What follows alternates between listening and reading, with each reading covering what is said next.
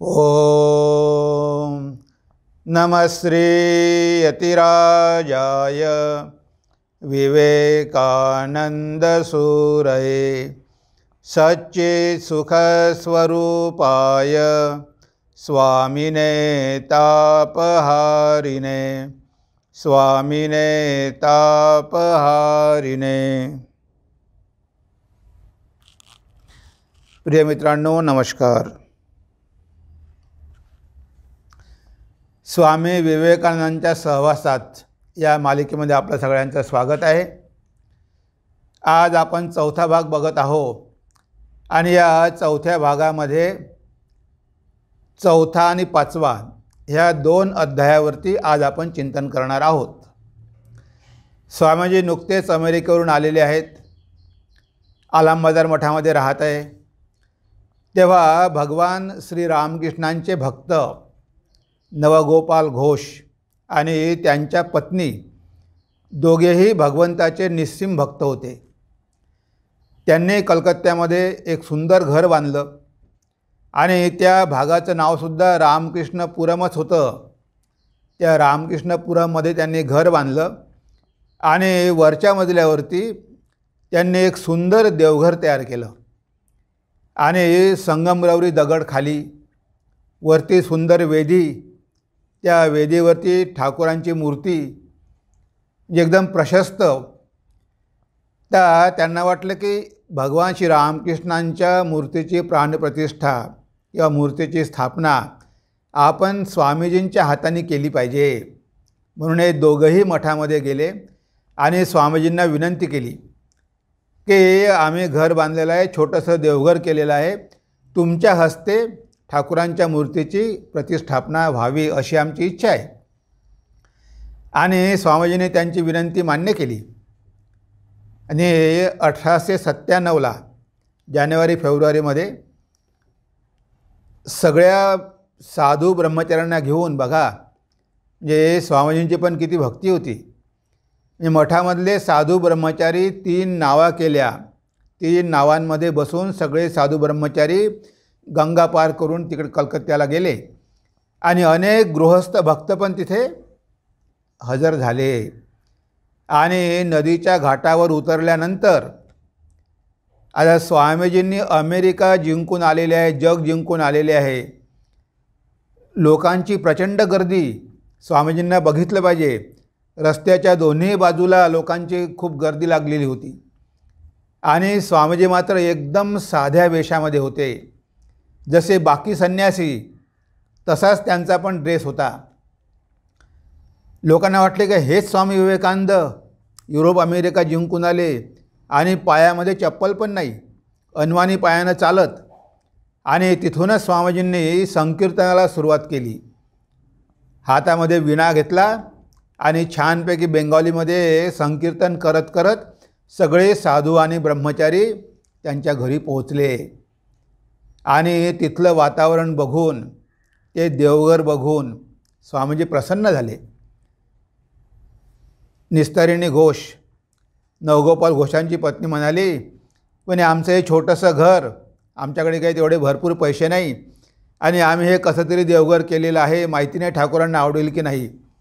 तेव्हा स्वामीजींनी गमतीने म्हटलं, ठाकूरांच्या 14 पिढ्यांमध्ये कोणीही अशा संगमरवरी घरामध्ये राहिलेले नाही आणि तुम्ही एवढं सुंदर देवघर बांधलं, जर इथे ठाकूर राहणार नाही तर मग कुठे राहणार आहे। आणि सगळ्यांना खूप आनंद, भजन कीर्तन सगळं सुरू। मग स्वामीजी पूजेच्या आसनावर बसले, त्यांनी पूजा सुरू केली आणि पूजा संपल्यानंतर आरती झाली।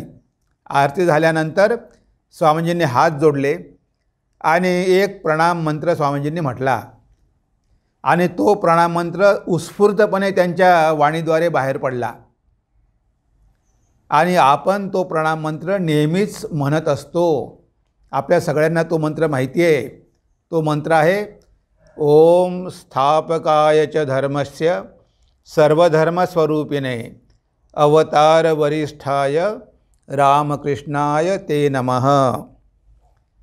हा मंत्र आपण प्रत्येक वेळेस उच्चारत असतो आता बघा, हा मंत्र एका ऋषीपासून आलेला आहे. हा प्रणाम मंत्र आहे आणि ह्या मंत्राद्वारे अगदी कमी शब्दामध्ये स्वामीजींनी भगवान श्री रामकृष्णांचे सगळे महत्त्वाचे गुण सांगितलेले आहे. बघा, म्हणजे एवढं मोठं चरित्र पण किती कमी शब्दामध्ये स्वामीजींनी ते आपल्यासमोर मांडलेलं आहे.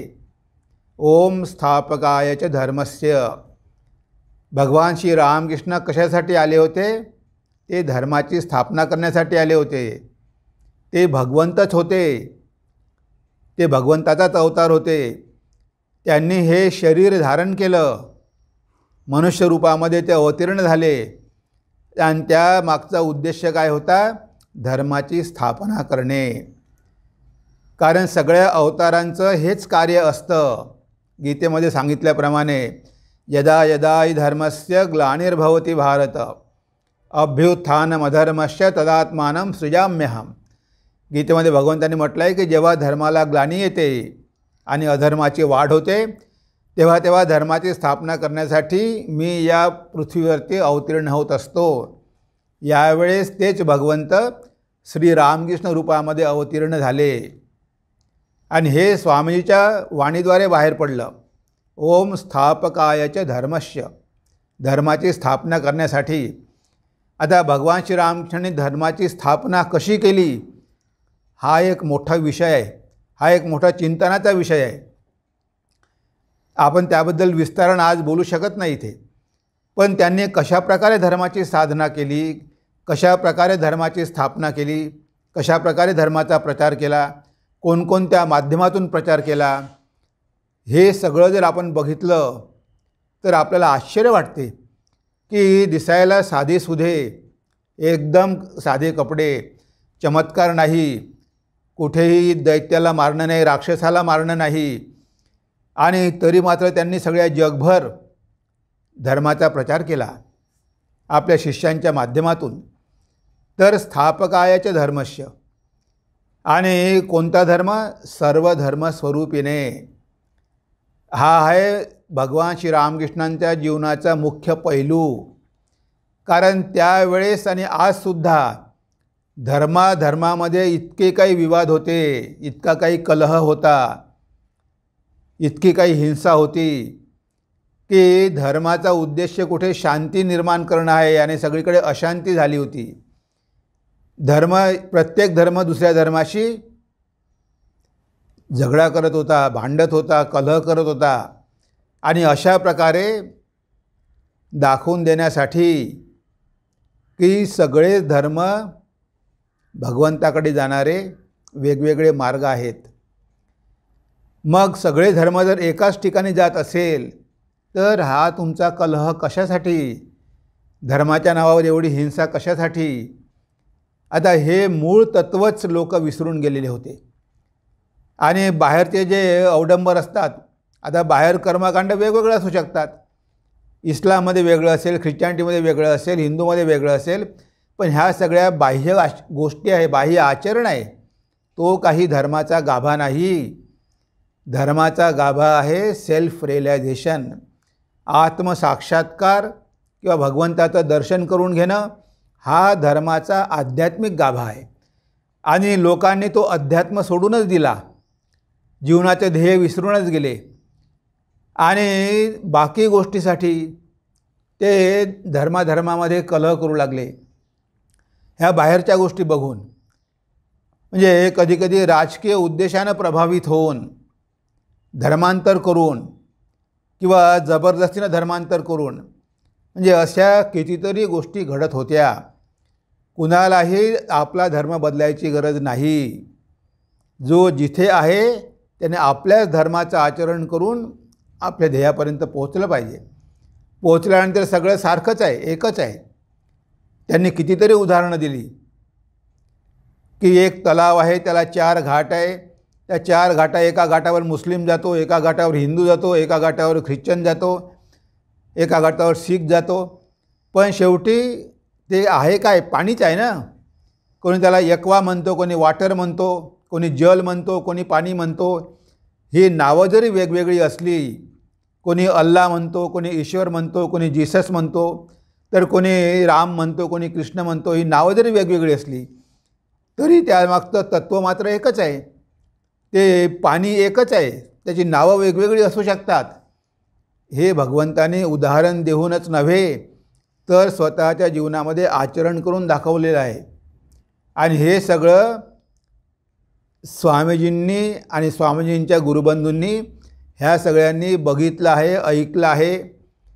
आणि तोच होता भगवान श्रीरामकृष्णांच्या जीवनाचा उद्देश, की लोकांना आध्यात्मिक करणं, त्यांच्या जीवनाच्या आध्यात्मिक ध्येयाकडे त्यांना घेऊन जाणं. बाकी मतमतांतरं हे सगळं त्यामध्ये काही त्यांना विशेष आवड नव्हती. ह्या कारण सगळ्या धर्माच्या बाह्यबाजू आहेत, ह्या दुय्यम स्वरूपाच्या आहेत. तो खरा धर्म नाहीच. आणि त्यावरूनच कलह आपण करायचो. म्हणून म्हटलं आहे सर्व धर्म स्वरूपिणे अवतार वरिष्ठाय, जे सगळ्या अवतारांमध्ये वरिष्ठ. बघा स्वामीजी म्हणतात, आता प्रत्येक युगामध्ये अवताराचं प्रयोजन असते. हे प्रयोजन कशासाठी असते? त्यावेळची जी गरज असेल ती गरज पूर्ण करण्यासाठी प्रयोजन असते. यावेळेस मात्र प्रयोजन कशासाठी होतं? कारण यावेळेस धर्माची अतिशय ग्लानी झालेली होती. म्हणजे आपण 1000 वर्ष गुलाम असल्यामुळे आपल्या धर्मावर अत्याचार करण्यात आले. आपल्याला आपला धर्म प्रचार करण्याची कुठेही सुविधा नव्हती. आणि बाकी धर्मांचा प्रभाव आपल्या धर्मावर पडत होता, लोकांवर पडत होता. आपल्या धर्माची निंदा नालस्ती करण्यात येत होती. हिंदू नास्तिक व्हायला लागले होते. म्हणजे अशा वेळेस की ज्या वेळेस प्रचंड आध्यात्मिक शक्तीची गरज होती. कारण लोक देवाला मानायलाच तयार नव्हते. लोक नास्तिक झालेले होते. जर देव आहे तर कुठे दिसतो? देव काही तुमच्या इंद्रियाद्वारे दिसू शकत नाही. तो इंद्रियातीत आहे, मनातीत आहे, तो सूक्ष्म आहे. तुम्ही त्यासाठी साधना करायला पाहिजे, तेव्हा तो तुम्हाला दिसेल. लोकांना देव पाहिजे होता इंद्रियाच्या माध्यमातून. आणि भरीतभर पुन्हा विज्ञानाचे शोध लागले. विज्ञान म्हणतो की देवाची काय गरज आहे, आम्हीच सगळं करतो, आम्हीच निर्माण करतो सगळं काही. त्यामुळे मनुष्य नास्तिककडे जायला लागला होता, तो नास्तिक व्हायला लागला होता. अशा वेळेस नरेंद्रनाथ भगवान श्रीरामकृष्णांचे प्रमुख शिष्य विवेकानंद यांनी तो प्रश्न श्रीरामकृष्णांना विचारला, तुम्ही ईश्वराला बघितलं आहे का? तेव्हा श्रीरामकृष्ण म्हणाले, होय मी ईश्वराला बघितलेलं आहे. जसा तुला बघतो आहे तस त्याप्रकारे तुझ्यापेक्षा स्पष्ट बघतो आहे मी ईश्वराला. आणि तुझी इच्छा असेल तर तू पण बघू शकतो. म्हणजे बघा, देवाला बघू शकता येतं. आणि त्यांनी स्वतः ईश्वरलाभ करून घेतलेला होता. अशा साक्षात्कारी पुरुषाची गरज होती, की जो ठामपणे सांगू शकेल की हो ईश्वर आहे, मी बघितलं आहे, तुम्ही पण बघू शकता. साधना तर करा. काही न करता म्हणता की ईश्वरच नाही, नुसतं उडवून देता. काही प्रयत्न करून मग बघा.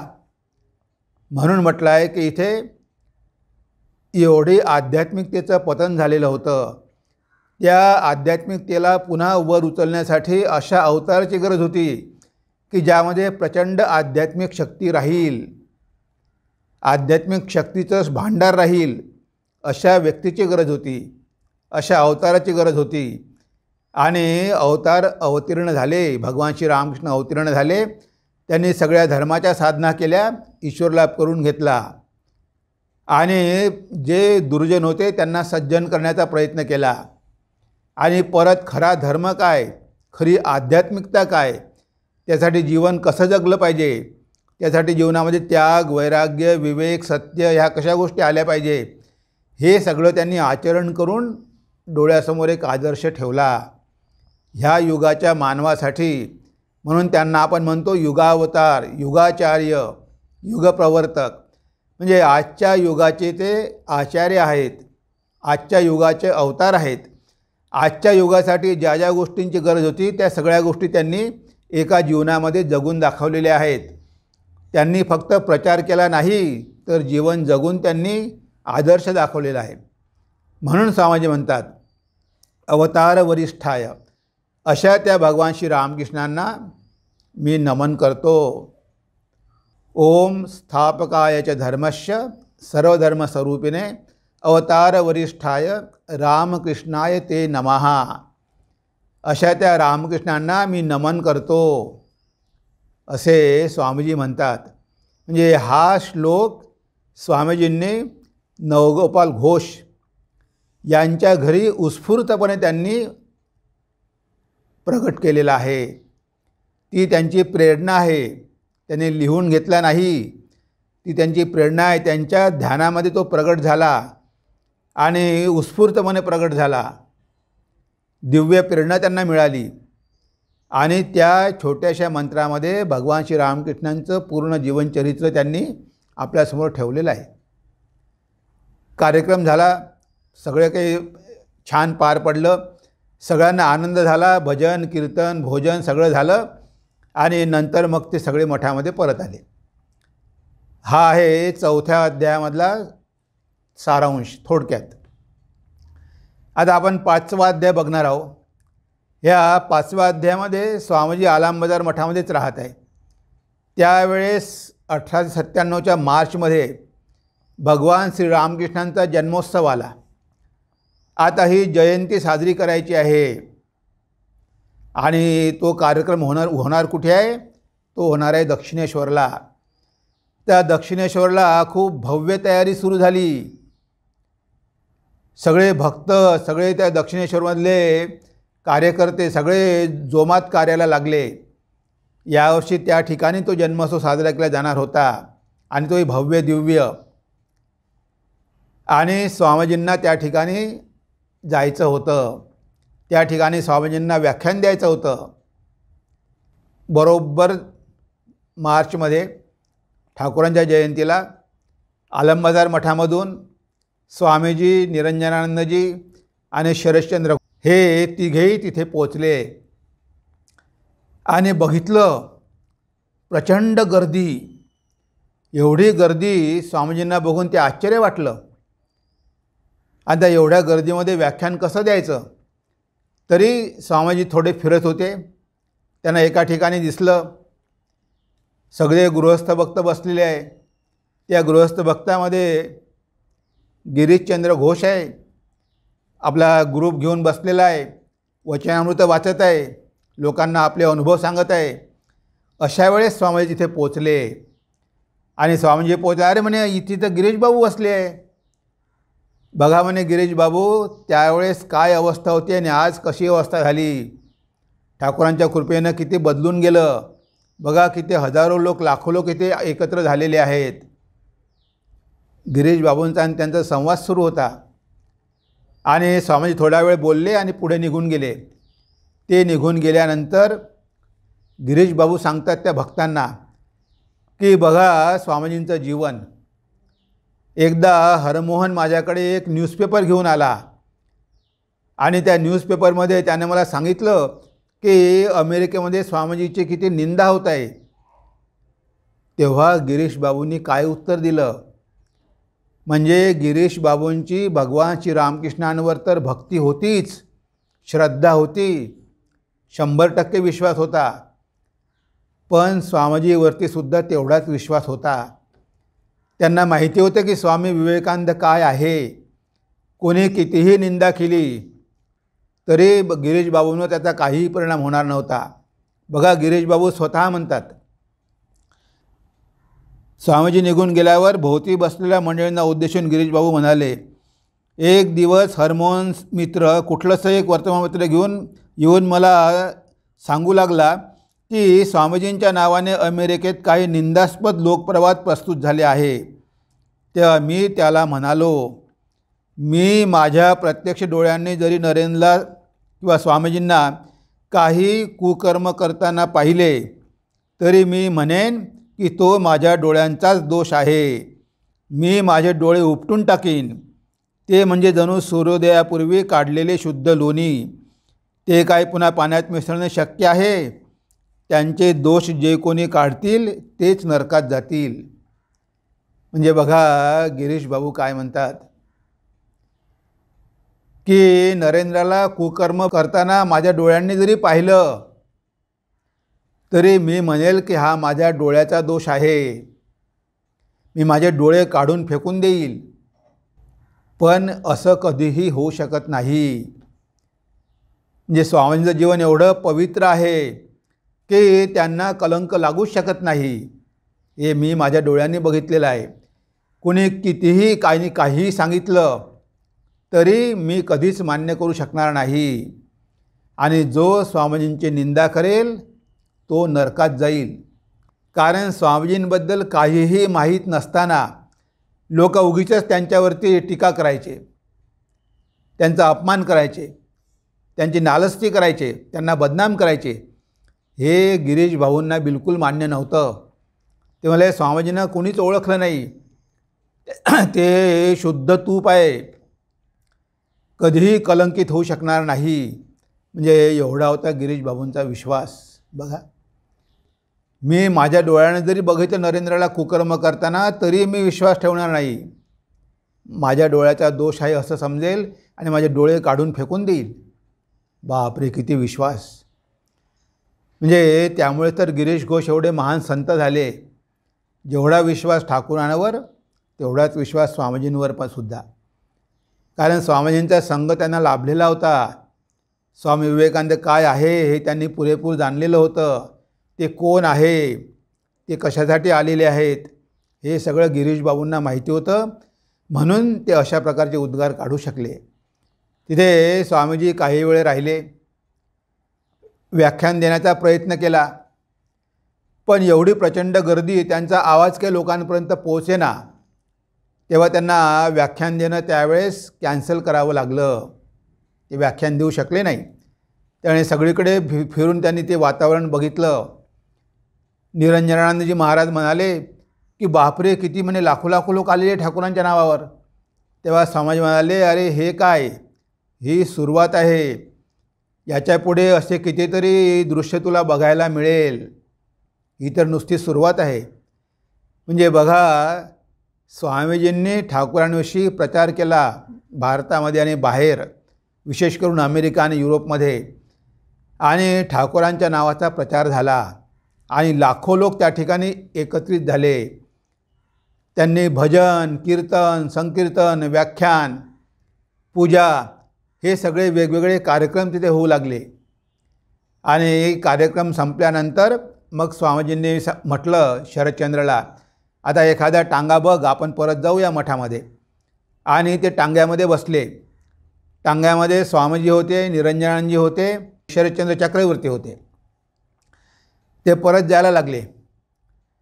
तेव्हा शरदचंद्र बाबूच्या मनामध्ये प्रश्न आला, शरद बाबूच्या मनामध्ये प्रश्न आला की एवढा मोठा उत्सव, इतके लोक आले, हे कशाला एवढी उधळपट्टी करायला पाहिजे?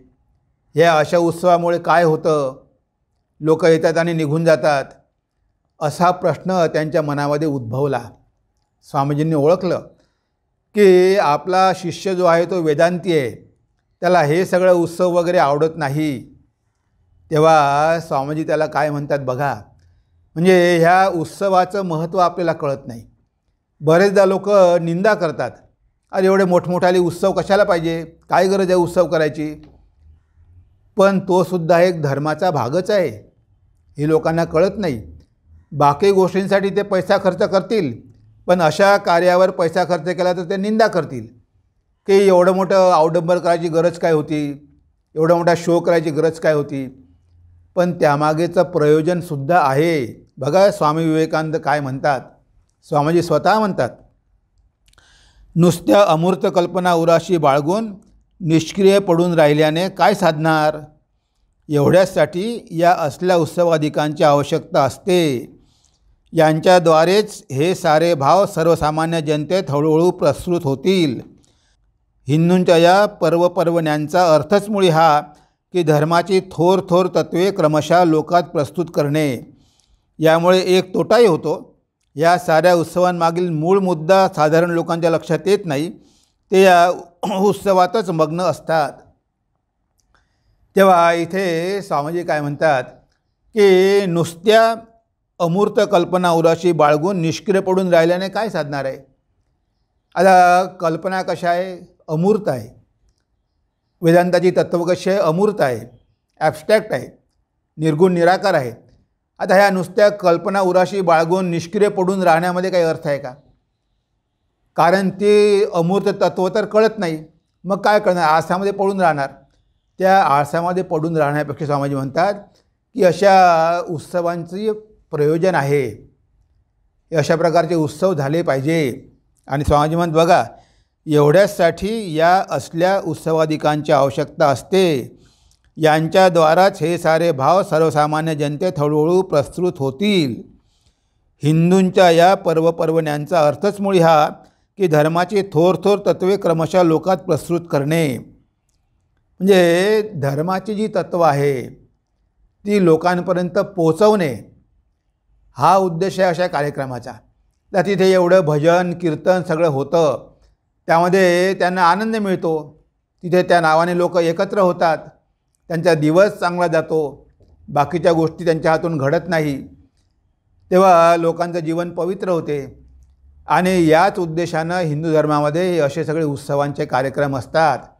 हळूहळू त्या माध्यमातून लोकांना विचार कळायला लागतात.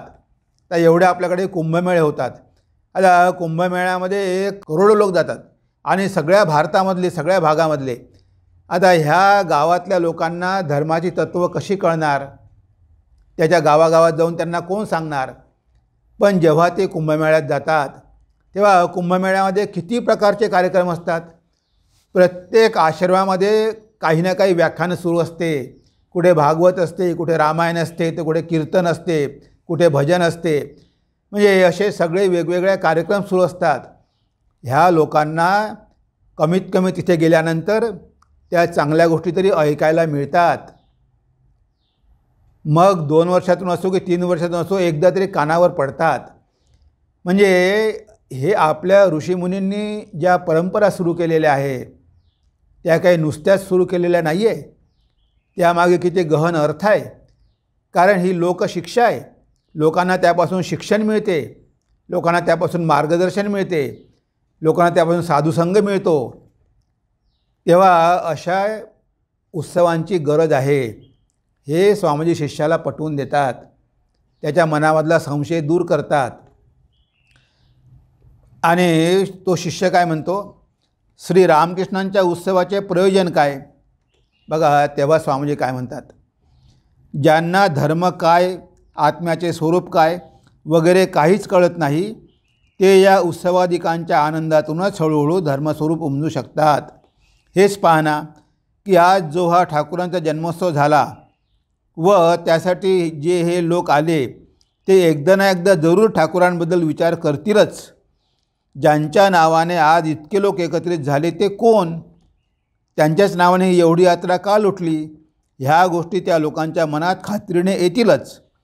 आणि ज्यांच्या मनात हेही विचार येणार नाहीत ते निदान यात्रेत भजन कीर्तन ऐकतील, वर्षातून निदान एकदा तरी प्रसाद घेतील व ठाकूरांचे भक्तमंडळ डोळ्यांनी पाहतील. या योग्यही झाला तर त्यांचा फायदाच होईल, तोटा खासच होणार नाही. बघा इथे स्वामीजींनी स्पष्ट केलेलं आहे की हा एवढा उत्सव होत आहे कुणाच्या नावाने? भगवान श्री रामकृष्णांच्या नावाने उत्सव होत आहे. तेव्हा इतके लोक इथे आल्यानंतर त्यांच्या मनामध्ये हा प्रश्न स्वाभाविकपणे येतील की ज्यांच्या नावावर इतके लोक गोळा झालेले आहेत ते महापुरुष कोण होते? म्हणजे भगवान श्री रामकृष्णांना जाणून घेण्याची उत्सुकता त्यांच्या निर्माण होईल. त्यांचे शिष्य स्वामी विवेकानंद त्यांनी एवढा जगभर प्रचाराने प्रसार केला, तर त्यांचे गुरु, त्यांचा उत्सव म्हणजे त्यांच्याविषयी जाणून घेण्याची मनामध्ये इच्छा निर्माण होईल. मग ते लोक भगवान श्री रामकृष्णांचं जीवन वाचतील, त्यांचे उपदेश वाचतील आणि मग हळूहळू त्यांच्या जीवनामध्ये परिवर्तन घडून येईल. तेव्हा अशा प्रकारचे मेळावे खूप जास्तीत जास्त झाले पाहिजे. त्यामुळे सर्वसाधारण लोकांना हेच उपदेश मिळतात आणि काय होतं, एक युनिटी तयार होते, एक बॉन्ड तयार होतो की आपण सगळे एक आहोत. सगळे लोक एकत्रित आल्यावर सगळ्या देशामधले लोक एकत्रित येतात. सगळे भेदभाव विसरून, जातपात सगळं विसरून एकत्र येतात देवाच्या नावाने. तेव्हा इथे येणाऱ्या लोकांच्या मनामध्ये ठाकूरांविषयी विचार येईलच येईल. आणि जरी त्यांच्यामध्ये विचार आला नाही तर एक दिवस तरी वर्षातून त्यांना नाम संकीर्तन ऐकायला मिळेल आणि भक्त डोळ्यानं बघतील आणि एक दिवस का होईना वर्षातून भगवंताचं चिंतन केल्यामुळे त्यांचा फायदाच होणार आहे, त्यामध्ये तोटा कसला आहे. म्हणजे हे आहे रहस्य उत्सवांच्या मागचं. बरेचदा हे न कळल्यामुळे लोक त्याची निंदा करतात. पण हे शरदबाबू काही सोडणारे नव्हते. ते काय म्हणतात बघा, पण महाराज हे उत्सव, ही संकीर्तने म्हणजे सारी काही अशी जर कोणी समजूत करून घेतली तर काय त्याची उन्नती होणे शक्य आहे. मरे पावे तर लोक यासारखेच उत्सव करीत असतात, पण त्यांच्यातून काही कोणी ब्रह्मज्ञ झाल्याचे दिसत नाही. बघा पुन्हा शरदबाबूंनी प्रश्न विचारलाच, जे स्वामीजी हे जे उत्सव आहे, नामसंकीर्तन आहे, एवढंच काही सगळं काही आहे का? लोक इथे येतात आणि विसरून जातात, पुन्हा जसे होते तसेच राहतात, मरेपर्यंत ते उत्सव अटेंड करत राहतात, कार्यक्रमात जात राहतात, पण त्यांच्यामध्ये काही ब्रह्मज्ञ निर्माण होत नाही. मग याचा उपयोग काय आहे? बघा पुन्हा स्वामीजी काय म्हणतात. स्वामीजी म्हणतात, का बरे, भारतात हे जे इतके धर्मवीर निपजले, निदान ते तरी या गोष्टींच्याच आश्रयाने इतके उन्नत झाले ना. यांचा आश्रय घेऊन जेव्हा साधन करता करता त्यांना आत्मसाक्षात्कार होतो, तेव्हा त्यानंतर मग ते या गोष्टींवर विशेष भर देत नाहीत. पण तरीही अवतारतुल्य महापुरुषही लोकसंग्रहासाठी ह्या गोष्टीचे पालन करतातच. इथे स्वामीजी म्हणतात की तू असं कसं म्हणतो की ह्या सगळ्या गोष्टीमुळे उन्नती होत नाही. कितीतरी संत झाले, कितीतरी महापुरुष झाले, ते याच मार्गातून झाले ना. तर आपल्या महाराष्ट्रामध्ये किती संत आहे. आता पंढरपूरला लोक जातात, दरवर्षी वारी असते, या वारीच्या निमित्तानं लोक तिथे जातात आणि भगवंताचं नाम गुण संकीर्तन करतात. आणि त्यामधून किती महाराष्ट्रामध्ये संत निर्माण झाले. महाराष्ट्रामध्ये कशाला, सगळ्या देशामध्येच. म्हणजे ह्या उत्सवांचा किंवा ह्या कार्यक्रमांचा, ह्या मेळाव्यांचा काहीच उपयोग होत नाही असं तो कसं काय म्हणतो. कितीतरी असे संत झाले, याच मार्गातून झाले. पुढे जेव्हा त्यांना आत्मसाक्षात्कार झाला तेव्हा त्यांना याचं काही तेवढं महत्त्व राहिलं नाही. पण त्यासाठी सुरुवातीला हीच साधना त्यांनी केली होती. तेव्हा तू असं उडून देऊ शकत नाही की हे असे करणारे लोक ब्रह्मज्ञ होऊ शकत नाही, असं म्हणू शकत नाही. कारण ही आध्यात्मिक प्रगतीची वेगवेगळ्या पायऱ्या आहेत. ही पहिली पायरी असेल. सुरुवातीला काही ना काहीतरी आधार पाहिजेच. तेव्हा ह्या उत्सवांच्या माध्यमातून, या कार्यक्रमाच्या माध्यमातून, नामसंकीर्तनाच्या माध्यमातून लोकांमध्ये भगवंताविषयी भक्ती आणि प्रेम निर्माण होते. ते भक्ती आणि प्रेमाने आकर्षित होऊन तिथे जात असतात. भगवान श्री रामकृष्ण दरवर्षी बघा आपल्या सगळ्या सुशिक्षित शिष्यांना पाणीहाटीच्या उत्सवामध्ये घेऊन जायचे. आता पाणीहाटीमध्ये दिवसभर उत्सव असायचा. नाम संकीर्तन, गायन, भजन, लेक्चर, किती कार्यक्रम असायचे. आणि ठाकूरांना माहिती होतं की हे माझे जे शिष्य आहे हे सगळे आधुनिक शिक्षण घेतलेले मुलं आहेत, यांना ह्या गोष्टीबद्दल काही आदर वाटणार नाही. तेव्हा त्यांनासुद्धा हे कळलं पाहिजे की अशा उत्सवांचं काय महत्त्व आहे. तेव्हा भगवान श्री रामकृष्ण स्वतः त्यांना घेऊन आणि इतर भक्तांना घेऊन पाणीहाटीच्या उत्सवामध्ये जायचे, त्यामध्ये भाग घ्यायचे, संकीर्तन करायचे, नाचायचे. दरवर्षी त्यांचा तो कार्यक्रम असायचा. त्यांनी कधीही सोडला नाही किंवा अशा प्रकारच्या कार्यक्रमाची त्यांनी कधीही उपेक्षा पण केली नाही. आणि ते म्हणायचे की आवश्यक आहे, आजच्या कलियुगामध्ये हाच सोपा मार्ग आहे भक्तीचा, आणि भक्तिलाभ करण्यासाठी ह्या सगळ्या गोष्टी आवश्यकच आहे. उत्सव पाहिजे, संकीर्तन पाहिजे, कुंभमेळा पाहिजे, वारी पाहिजे. ह्या सगळ्या गोष्टी आपल्या धर्मामध्ये आहे. म्हणून तर एवढे संत, एवढे ब्रह्मज्ञ, एवढे योगी, एवढे ऋषीमुनी तयार झाले. ज्या धर्मामध्ये ह्या गोष्टी नाही त्या धर्मामध्ये आपल्याला दिसतं की महापुरुष फार क्वचित निर्माण होतात. पण हिंदू धर्मामध्ये सगळ्यांसाठीच काही ना काहीतरी दिलेलं आहे. त्यामुळे मनुष्य सुरुवात करतो इथून, उत्सवापासून, पण शेवटी तो ब्रह्मज्ञान प्राप्त करून घेतो. तो शेवटली पायरी गाठतो. त्यामुळे ह्या सगळ्यांना दुर्लक्षित करून, इग्नोर करून चालणार नाही. याचं पण तेवढंच महत्त्व आहे. हे स्वामीजींनी ह्या उत्सवाच्या माध्यमातून आपल्या शिष्याला पटवून दिलं आणि शिष्याच्या थ्रू शिष्याच्या मार्फत आपल्या सगळ्यांना त्यांनी हे पटवून दिलेलं आहे की अशा उत्सवांची तुम्ही उपेक्षा करू नका. भगवान श्रीरामकृष्णांच्या मंदिराचं उद्घाटन असतं तेव्हा उद्घाटनाला किती भक्त जातात, सगळ्या भारतामधले भक्त जातात, त्यामध्ये भाग घेतात आणि त्यांना आनंद होतो, त्यांना भजनानंद मिळतो. तेव्हा हे अशा प्रकारच्या कार्यक्रमांचं जे आयोजन केलं जातं, मोठमोठे भक्त संमेलनं होतात, युवा संमेलनं होतात, यामागे काही ना काहीतरी अर्थ आहे. हा प्रचाराचा एक माध्यम आहे, प्रचाराचं एक साधन आहे.